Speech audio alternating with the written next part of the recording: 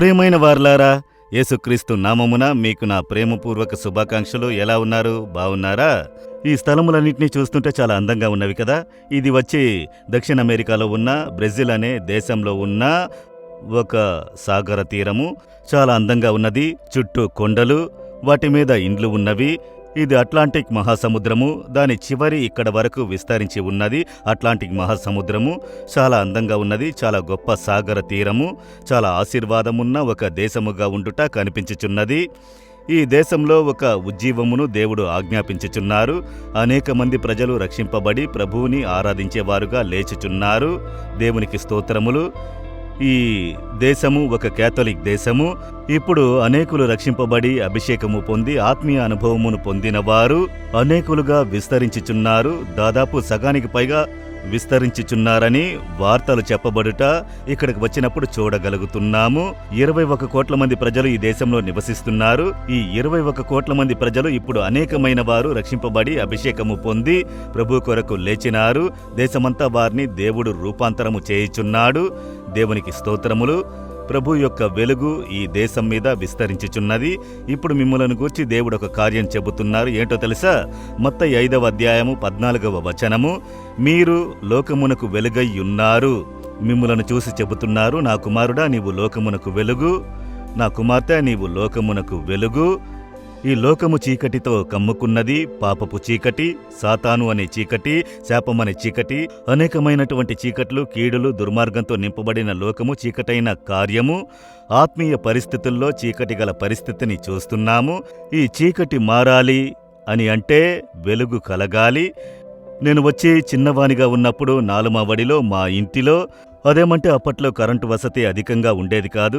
Light వేసినను అది సరిగ్గా వెలగదు. అనేకముగా current కోతలే.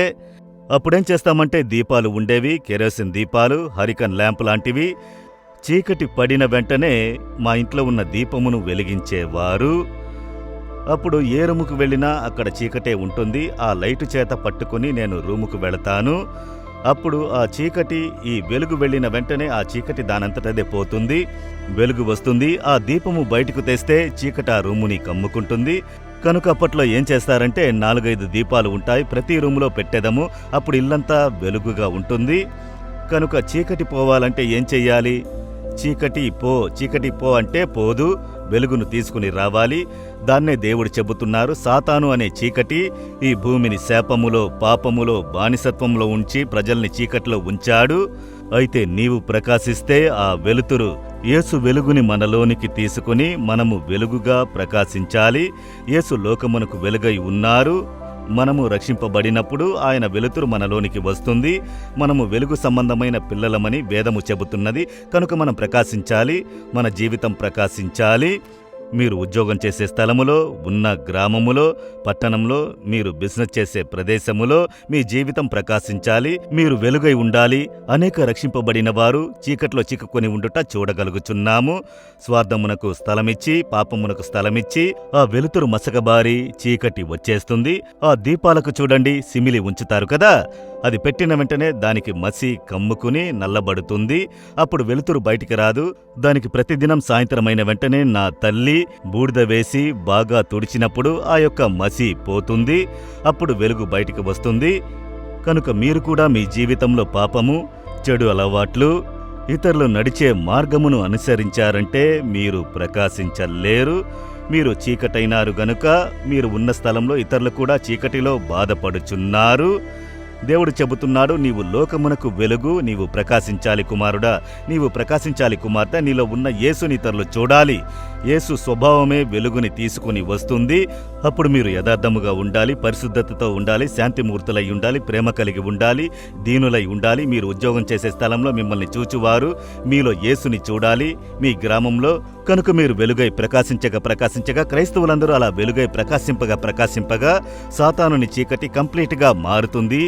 సాతానుడు పని చెయ్యలేడు. చీకటి సర్వనాశనమైపోతుంది. దీన్నే దేవుడు ఇష్టపడుచున్నారు. ప్రతి క్రైస్తవుడు లేచి ప్రకాశించువారుగా మారాలి. లేచి ప్రకాశించాలి. మీరు వెలుగై ఉన్నారా, చీకటిగా ఉన్నారా చూడండి. ప్రార్థించుట లేదు, వేదమును చదువుట లేదు, పరిశుద్ధతను గూర్చిన అవగాహన లేదు. ఎప్పుడూ లోకంలో ఎలాగైనా డబ్బు సంపాదించాలి, ఎలాగైనా దాన్ని చెయ్యాలి, దీన్ని చెయ్యాలి. ఇలాగే పోతూ ఉంటే మన జీవితము వెలుగుగా ఉండదు. అది చీకటి. ఈ లోక చీకటి మిమ్ములను కమ్ముకుంటుంది. దాన్ని విడిచి బయటకు వచ్చి, దేవా, నేను ప్రకాశించాలి, యేసు అన్న వెలుగు నాలో కనబడాలి, నన్ను చూచువారు యేసుని చూడాలి. అట్టి పరిస్థితికి మిమ్మల్ని సమర్పించుకున్నారంటే మీరు నివసించే స్థలములో, జీవించే స్థలములో, పనిచేసే స్థలములో మీ ద్వారా ఒక వెలుగు కలుగును. ఒక 10 క్రైస్తవులు ప్రకాశించుట ప్రారంభిస్తే ఆ ఆఫీసులో ఉన్న చీకటంతా పోయి ఒక గొప్ప ఆత్మీయ మార్పు కలుగుట మీరు చూడగలరు. ఇది ఆత్మీయ లోకములో ఉన్న వెలుగు. ఈ లోకంలో ఉన్న రాత్రులు వచ్చే చీకటిని గురించి చెప్పలేదు. ఆత్మీయమైన ఒక వెలుగు, ఆత్మీయమైన కార్యములో చీకటి కమ్ముకుంటే అక్కడ బాధింపులు కలుగును. మనమే ప్రకాశించాలి. కనుక దేవునితో చెప్పండి, దేవా, మీ వెలుగును నాకు అనుగ్రహించుడి. నేను ప్రతిదినం మీ వెలుగును పొందుకొని నేను మీ కొరకై ప్రకాశించాలి. అలా చెబుతారా దేవుని ఎదుట? మీరు యేసుని సంధించకుండా, యేసుతో మాట్లాడకుండా మీరు ప్రకాశించలేరు. సూర్యుని చంద్రుడు చూడకుండా చంద్రుడు ప్రకాశించలేడు. సూర్యుని యొక్క వెలుగు చంద్రునిలో పడి అది ప్రకాశించుచున్నది. అయితే అది సూర్యుని చూడలేదంటే అది వెలుగునివ్వలేదు. యేసుని మీరు సంధించకపోతే మీరు వెలుగ్గా జీవించలేరు. ప్రతిదినం మీరు ఆయన్ని దర్శించాలి, ఆయనతో మాట్లాడాలి, ఆయన వెలుగు మనలోనికి రావాలి. ప్రార్థించెదరా? యేసయ్యా, మీరు లోకమునకు వెలుగుగా నన్ను ఉంచారు. నన్ను నమ్మి నన్ను వెలుగు సంబంధమైన బిడ్డగా చేశారు. నేను ప్రకాశించాలి, మీ వెలుగు నాలోనికి రావాలి. నేను ఉన్న స్థలములో, నివసించే స్థలములో నేను ప్రకాశించాలి. చీకటి శక్తులకు ఒక ముగింపు కలగాలి. నాకు కృపను అనుగ్రహించుడి.